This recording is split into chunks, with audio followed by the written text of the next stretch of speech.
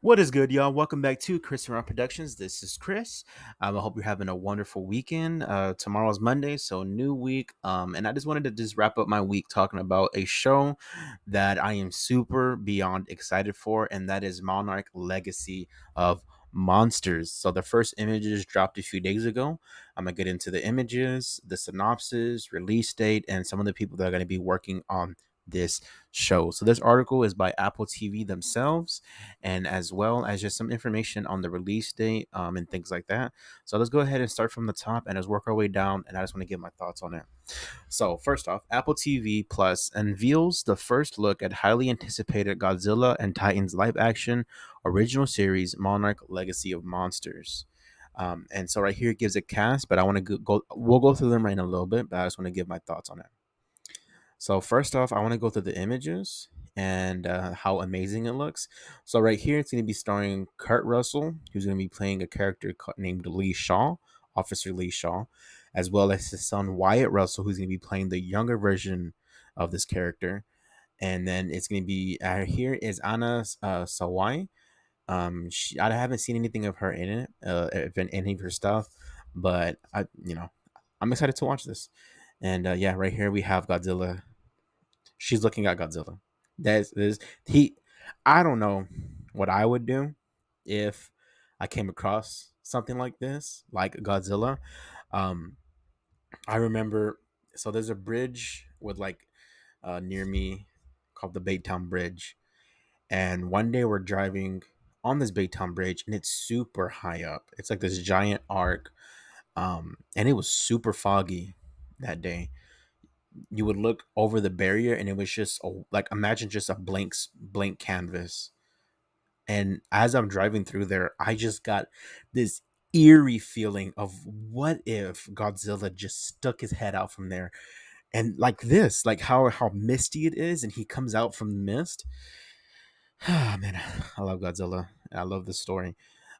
So yeah, so let's go ahead and get into this article. So today, Apple TV announced the title of its highly anticipated sci-fi drama, based on Legendary's MonsterVerse as Monarch Legacy of Monsters. So this is going to be canon to the movies that's come out the last few years since 2014. Be 10 years later from 2014 to 2024. Wow, 10 years. 10 episodes. So I absolutely love that. Let's go ahead and go through the cast. So it's starring Kurt Russell, Wyatt Russell, Anya Sawai, Kiersey Clemens, Ren Watabe, Mary Yamamoto, Andreas Holm, Joe Tippett, and Ellis Lazowski.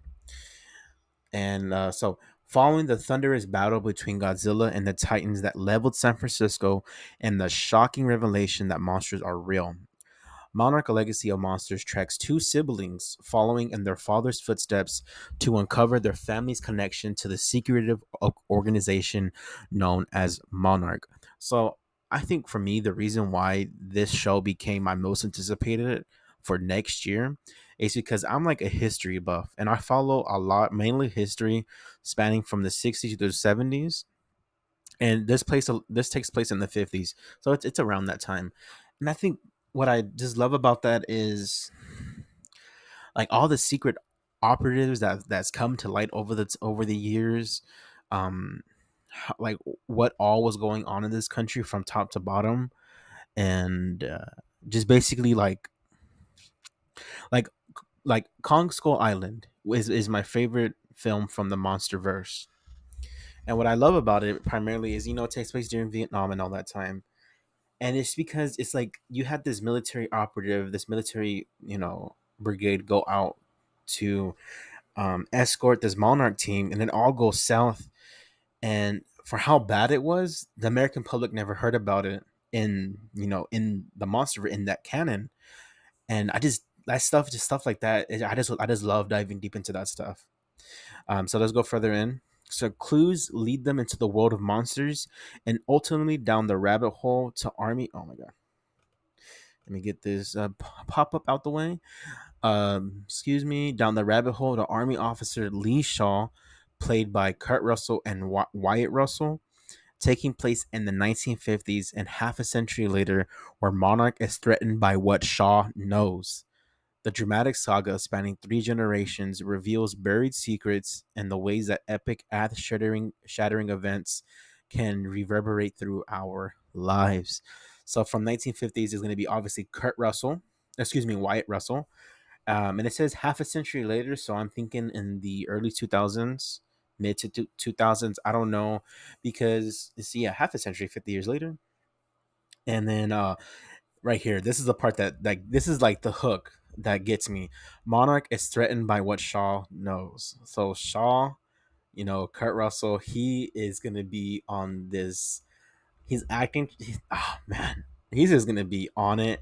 And what? And then so it's gonna have you're gonna have Kurt Russell, who's gonna be playing the version of the character who has is burdened by all this information that he knows, who just wants to just let it all out and bring down this organization of Monarch in a way. And you can have Wyatt Russell, who's going to be probably this wide-eyed young officer who just stumbles upon all this Monarch stuff, and he's going to be pulling on that thread, and it's going to keep diving deeper and deeper and deeper over over these 10 episodes. I don't know if it's going to be episode 150s, and then over the next few episodes is going to start gradually going over the 60s, 70s, 80s, up until episode 10 when it's the 2000s.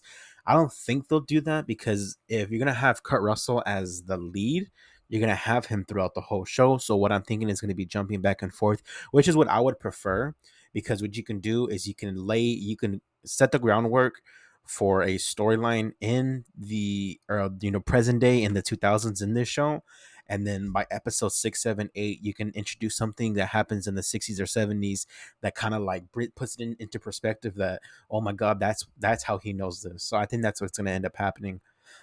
Let's get into the developers and the producers and all that. So, Monarch Legacy of Monsters is co-developed by Chris Black, who did Severance, Star Trek Enterprise, and Outcast. I haven't seen Star Trek Enterprise or Outcast, but I have seen Severance. And Severance is my favorite show of last year.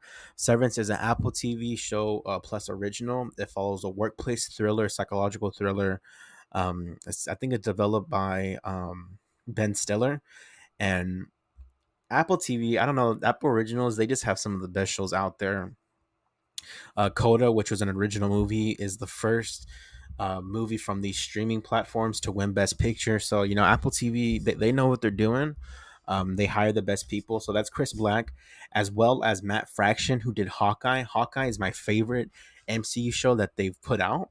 So that's a great thing, because I thought Hawkeye, the way it was done in terms of excuse me, just the development of Clint Barton. I think they're going to really bring that into this show, as well as Matt Shackman, who did WandaVision. WandaVision is my second favorite MCU show.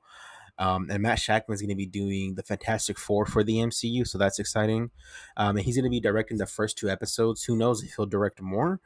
Um, but let's go ahead and get into this and some of the other directors who are going to be in it. So Joby Harold, who did Kenobi and Rise of the Beasts, haven't finished Kenobi. I really enjoyed Rise of the Beasts. Tori Tennell did Spinning Out Underground from Safe House Pictures. Shackman.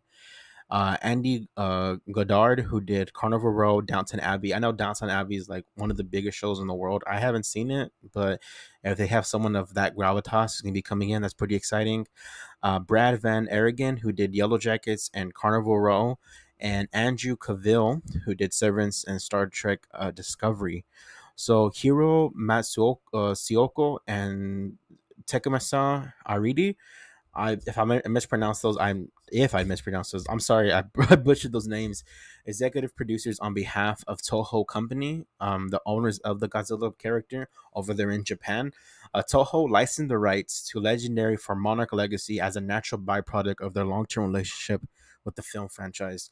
So obviously, there's the Godzilla stories that take place in Japan. Wait, I think there's a new Netflix animated show that's gonna be coming out. It looks badass.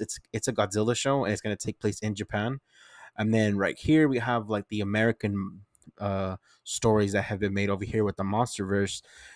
So let's go ahead and get into some of those movies, beginning in 2014 with Godzilla, and then continuing to 2017 with Kong Skull Island, which is my favorite one. And then you have Godzilla King of Monsters, 2021's Godzilla versus Kong, which in terms of story was fine, but that the action sequence were pretty badass. I really like that. Um, And then right here, it just goes further into just basically some of the stuff over at Apple TV. And yeah, that's pretty much it right there. And this article, I don't think it goes into anything new. It just goes over the same stuff, following the synopsis and all that. So, yeah, guys, I just wanted to get into my thoughts on the show and how excited I am of what this show's gonna bring and what it's gonna end up following. 10 episodes, absolutely love that. I think Severance was 10 episodes too, so that's pretty dope. So guys, go ahead and leave a like, comment down below your excitement for the show. What's your favorite MonsterVerse movie? My favorite is Kong Skull Island. So yeah, so as always, guys, I'm Chris. I will catch you next time. Peace.